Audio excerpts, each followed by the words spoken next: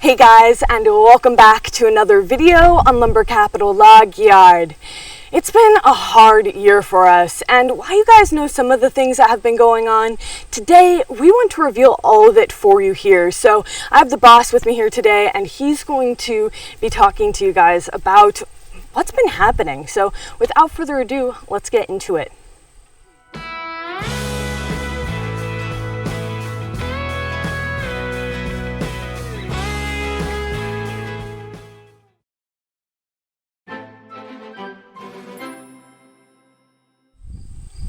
Hi everyone, we're gonna tell a story here today about where we've been with the skidder. So I wanted to get into that, but first I wanted to say, when we started the channel several years ago, I don't know what it's been, I think we have 700 or 800 videos we've done at this point. I had in mind that we would have something that had good content. And the content, of course, is, the theme of our work industry. So it would be logging, the lumber mill, firewood deliveries. That's become our content. But what was important to me, especially as I watched other YouTube videos, was that we gave good information and that we told a story along the way. Emerald and Jade have become fantastic at sharing really good information. When I started this business 21 years ago, I wish that I could have watched my girls' videos, because I could have learned a lot about the sawmill industry and just different things, railroad ties, all the different things that they cover. The many how-tos, from scaling and grading logs to, organizing the log yard, the things that you see them do on a daily basis. The other thing was that, to have a channel, you really need to have a story, because not every video is, a full-blown information video. And certainly as time goes on here, we either have to redo concepts as far as information, or we've covered a lot of things. So Emerald's constantly asking me, Dad, do you have an idea of what we should do? So today's a bit of a story video, and this can get a little uncomfortable, especially for me. If you've been watching us from the beginning, you know that I was very uncomfortable being in front of a camera. Still am a little bit, but not as much. We've had a lot of comments about how, me being comfortable, that it's obvious. So, but telling a story is a little more, and making it personal becomes a bit of a challenge, because you're letting people into the window of your own soul. So I had to, when we were going to do this video, there's several different ways I thought we could talk about what's gone on, but I wanted to tell you from the window of my own soul. So we're going to back up to the last weekend in January. It was a terrible weather weekend, for one thing. If I remember correctly, it was rain, and winter rain is not an exciting thing for a logging family. We had very little frost this year, and the ground was soft, and here we have a Saturday where it's raining and just making quite a mess out of the ground. So on Saturday, I don't know if the kids were gone, Terry was gone, I had a lot of time alone. So let's just say I sat in my lazy boy for much of that day, contemplating certain things. Often when I do that, I spend time reading the Bible. I had been reading Psalm 86. This is a psalm written by David Amelech, or King David. And King David, as he was praying, because the psalm itself is a prayer, he said, Hashem, or Lord, show me a sign for good. So I made that my prayer that Saturday. And remember, I said it was raining. And when I woke up Sunday morning, you know, I wanted to get in and get started, get to work. And the ground, it just wasn't the, you know, the right day to be tearing around in the woods because of the weather the day before. So I decided to sit in that lazy boy again, do the same thing. So I kept praying, repeating this psalm, you know, Father, please show me a sign for good. So I started Monday morning with a lot of enthusiasm and opened that very door, got in, started the machine, and every light on the dashboard's lit up. You know, shut down, stop. You know, so I shut the engine down, got out. I assumed that maybe we had a sensor fail because, you know, it was raining, it was also freezing, you know, moisture, water, ice, especially in an older machine can, you know, cause some issues. So, you know, I fooled around with what I could, ended up calling a technician, and 5 Star was able to send somebody out immediately. It's almost a miracle right there that somebody could come out.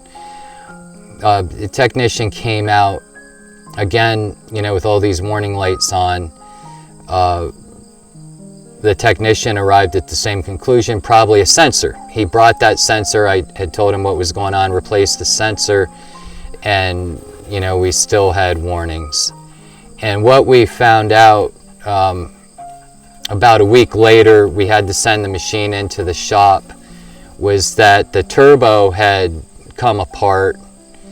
And the way that it came apart, the turbo actually went into the engine and destroyed the engine. Part of the failure of the original engine. Okay. Which was what? If you look in here, there's the turbo was eating itself. You can see Yes. the shiny bits. See the where the propeller was wearing into the housing.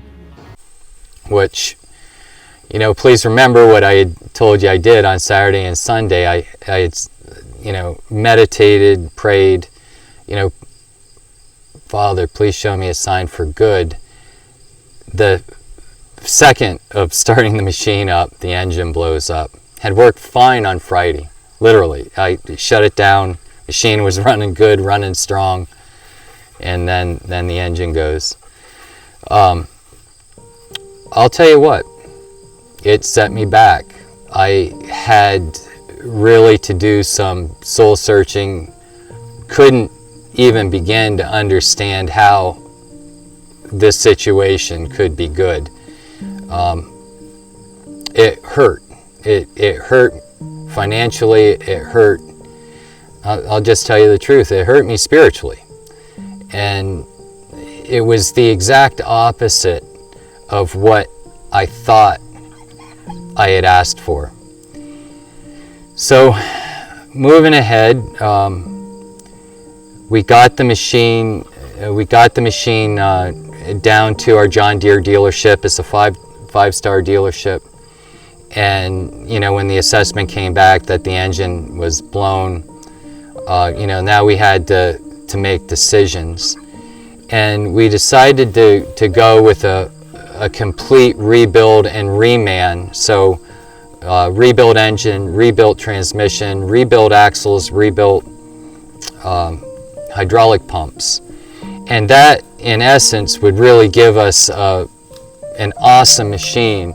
This is a pre-def machine, and that also meant a lot that we didn't have the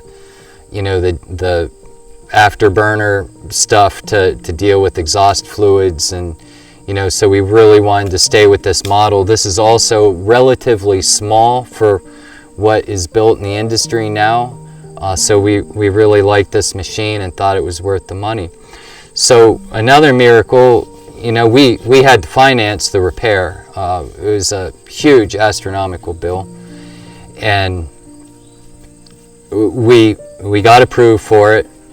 and the machine was already at the shop, and the technicians down there were able to get to work on it immediately and got it back together.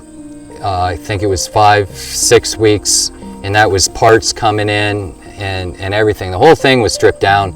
Emerald did videos on it, so you know, there's you can look back through and see some of that content. So got it back together, got it back to the log site, got it back up here, and the transmission it worked fine, but just made horrendous noises. And I think 5-Star sent technicians in, I think it was 11 times. They sent, I think it was their best guy of all of their group, and they're a pretty big company. And it was decided that even though it was a new transmission, there was something wrong with it. So even though the machine was working, it was just making these screeching noises, and so we were able to keep working, which was good. We waited for the transmission to come in, and we just got the machine back with a second transmission in it. So we've had lots of delays. On top of that, you know, I don't know where you are in the country, where you are in the world, but we have seen some very interesting economic things taking place in our neck of the woods. I'll put it that way, because I won't speak for other places in America nor across across the world where some of our viewers are. So lots of reasons to be concerned, especially about financing a big bill on this machine. With that said, how could I look at this as a sign for good? It cost my family, not only the downtime and the lost revenue of production, but the bill itself was, it's still sort of mind-boggling when I think about it. I decided, because I really had to do some soul searching. I really had to, because I really got torn apart about this. Really, right up to about 6 weeks ago, really came unglued. I wasn't the person I felt I used to be. I was real tired. Just real lack of motivation. If you look back, you see I wasn't in very many videos. I just didn't want to, for one thing, because when I come on, I want to have a certain energy and that I want to have a positive thing to say. I don't want to come on with my mouth hanging low and gaped open and, what are we going to do? Well, I decided what I was going to do is I was going to look at everything that happened as a sign of good, and that I was going to bathe it in the most beautiful light I possibly could, and that I was going to shift my mindset to what I wanted it to be if the machine was functioning perfectly. And lo and behold, over this past 6 weeks, some absolutely incredible things began to happen. I realized through the business of just how many wonderful friends we have. I really appreciate how John Deere stood behind us. We're just a small company, we're not we don't have a fleet of 30 or 40 John Deere machines. We have 4 or 5, many of them used, like this machine. And it's just really incredible how they stood behind us in this. Some of that I really can't go into the details of it, but they did. And then, of course, our local service provider, 5-Star, I just think about the many things that they did. John down there in the service department, he probably said to me 20 times, he said, "Ken, we're glued to the hip on this one." And about the 20th time he said it, I thought, okay, yeah, we are. And I appreciate that. And what he was saying is, you're not alone on this. We're going to get through it. We're going to get it figured out. And we did. The machine is wonderful. I think I have one of the nicest machines now in the industry. That transmission is so quiet. The machine is just, it's so strong and powerful, and the way it can perform is unheard of as far as any machine skidder I've ever owned. So I'm extremely happy with the performance. But how do you put this all together? I still have a bill, I still have a payment, we still have an interesting economic time. And what I'd say, and this is what I wanted to convey today to everybody, is this was a sign for good. And this is a real incredible thing that every one of us can do. We can take that circumstance, that thing that you say is going to tear you apart, that is going to wreck your business, it's going to wreck your marriage, it's going to wreck your relationship with your kids, or wreck areas of your life you just don't want touched. And you can turn them in your mind into a positive thing, and it's going to change where you're going into the future. And I think of the condition of our country right now. I think a lot of Americans, especially middle America, I think they're out there hurting. And this is an opportunity for every one of us, whether you're a mother or a farmer or a truck driver, to find that place and say, you know what, we're going to do this. We're going to do this as a country. We're going to do this as an individual, and we're going to find a way to find that energy to have a positive experience. And I'm telling you, as soon as I started taking that perspective, everything changed. Everything changed at the log yard.